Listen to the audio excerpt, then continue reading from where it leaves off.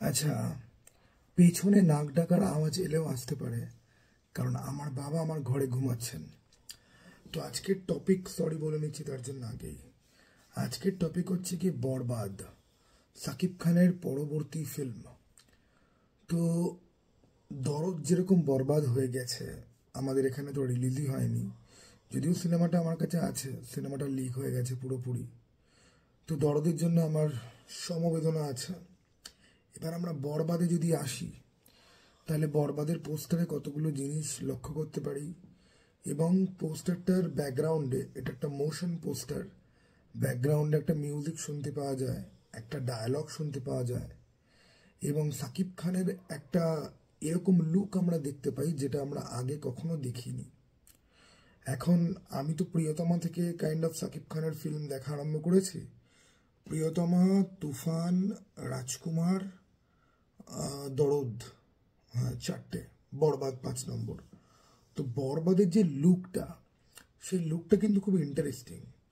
এবং একটা গাড়ি, রোলস রয়েস বেঞ্জ খুব সম্ভবত, গাড়ির ওপরে সাকিব খান যেভাবে বসে আছে, আমি যখন ভাড়া বাড়িতে থাকতাম অনেক ছোটবেলাতে, তখন কোমর ছিল না বাথরুমে, তখন এরকমভাবে বসতাম।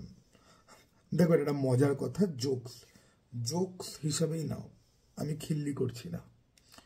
আরেকটা জিনিস দেখতে পেলাম সাকিব খানের, যে জুতোতে মোজা পরা নেই। তো মোজা পরলে পর এমনিতেও খুব গন্ধ হয়, ঠিক আছে, মাঝে মাঝে আমিও এরকমভাবেই জুতো কিন্তু পরি। তো সাকিব খানের লুকটা খুব ইন্টারেস্টিং, সাকিব খানকে খুব ভায়োলেন্ট দেখতে লাগছে, তার মুখে রক্তের ছিটা, তার হেয়ার স্টাইলটা দেখে অ্যানিমেলের আজিজের মতো মনে হয়, কিন্তু এরকম হেয়ার স্টাইল অনেকেরই হয়। তো কপি টপি এসব ফালতু কথা আমি বলবো না, একদম অরিজিনাল, একদম কাজ। এবং হাতে বন্দুক, এবং এই গাড়ির ওপরে অনেকটা রক্ত লেগে রয়েছে, তার চেহারাতে অনেকটা রক্ত লেগে আছে। সমস্ত কিছু মিলিয়ে বরবাদের এই মোশন পোস্টারটা দেখে যেটা বোঝা যায়, যেটা একটা খুব ভায়োলেন্ট ফিল্ম হতে যাচ্ছে। বরবাদের ডিরেক্টরের ব্যাপারে আমার কোনো রকম আইডিয়া নেই, কিন্তু সিনেব্রোসের চ্যানেলে আমি দেখছিলাম, সিনেব্রোসের রাজের ভিডিওতে আমি দেখছিলাম যে রাজ বলছিল যে এই ডিরেক্টর বোধহয় ভালো, ঠিক আছে। রাজের কথা শুনে আমার যতটুকুনি আইডিয়া হলো। তো এইবারে ব্যাপারটা হচ্ছে গিয়ে যে বরবাদের এই মোশন পোস্টারটা খুব ইন্টারেস্টিং, কিন্তু শুরুতে একটা ব্যাপার আছে, অনেকগুলো বিল্ডিং ব্লাস্ট হচ্ছে এবং জুম আউট হচ্ছে, ক্যামেরাটা সাকিব খানের কাছে আসে।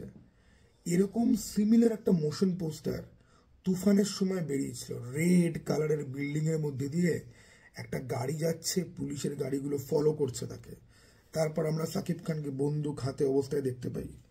এবার আমি ওই মোশন পোস্টারটা দেখে ভেবেছিলাম যে এরকম কোনো চেজিং সিকোয়েন্স, কার চেজিং সিকোয়েন্স হয়তো তুফানে হয়তো থাকবে।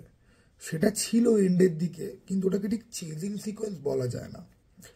তো যাই হোক, গাড়ির একটা সিকোয়েন্স ছিল। তো বরবাদেও এই যে বিল্ডিং যে ব্লাস্ট হচ্ছে, এবং তাকে দেখে, তার স্যুট এবং তার গাড়ি দেখে বোঝা যাচ্ছে যে সে যেমন তেমন গ্যাংস্টার নয়, সে অত্যন্ত ধনী একটা গ্যাংস্টার। তো এরকম বিল্ডিং ব্লাস্টের সিকোয়েন্স কি বরবাদে থাকবে, এটা আমার মনের কোয়েশ্চেন। তো এবং বসে থাকার স্টাইলটা না খুব ইন্টারেস্টিং, মানে স্পাইডারম্যানের এরকম পোজ রয়েছে, আবার যাদের বাড়িতে কোমর নেই তারাও সকালবেলা এরকম পোজ দিয়েই বসে। কিন্তু এই পোজটার মধ্যে দিয়ে আবার যে বরবাদের ক্যারেক্টারটার মধ্যে যে একটা পাগলপন্থী রয়েছে, সেটাও কিন্তু বুঝতে পারা যায়। তো সমস্ত কিছু মিলিয়ে আমার খুব ইন্টারেস্টিং লেগেছে, বেশ ভালো হতে যাচ্ছে। বাংলাদেশে সাকিব খানের যে ফিল্ম বেরোয়, সেগুলোর রেসপেক্টে ভালো সিনেমা হতে যাচ্ছে, এটা তো বলাই যায়। ওকে, আপনাদের কার কীরকম লেগেছে কমেন্ট বক্স খোলা আছে, বলতেই পারেন। আর জুতো মোজা ছাড়া কারা কারা পড়েন, সেটা কমেন্ট বক্সে কিন্তু বলতে পারেন। মজা আর মোজা, এই দুটো আমার বলতে খুব অসুবিধা হতো। আমি তো তোতলা, আমি এখনো তোতলা, তো আমি মোজাকে অনেক সময় মজা বলতাম। এই দেখেছেন তো, আমি তোতলালাম। ওকে, তো এই ছিল গিয়ে আমার বরবাদের রিয়াকশন। খুবই ইন্টারেস্টিং সিনেমা, আমাদের এখানে আসবে কি না যথেষ্ট ডাউট আছে। প্যান ইন্ডিয়া সিনেমা বলেও প্যান ইন্ডিয়াতেই রিলিজ হয় না। হ্যাঁ, তবে আমি শুনলাম, একটা পোস্ট দেখলাম আমি, যে শাহরুখ খান সালমান খান নাকি দরদ নাকি এখানে আটকে দিয়েছে, এটা সত্যি হলেও হতে পারে, ঠিক আছে। তো যাই হোক, আমার কিন্তু বড়দের মানে সরি বড়দ বলছি আমি, বরবাদের মোশন পোস্টার কিন্তু আমার বেশ ভালো লেগেছে।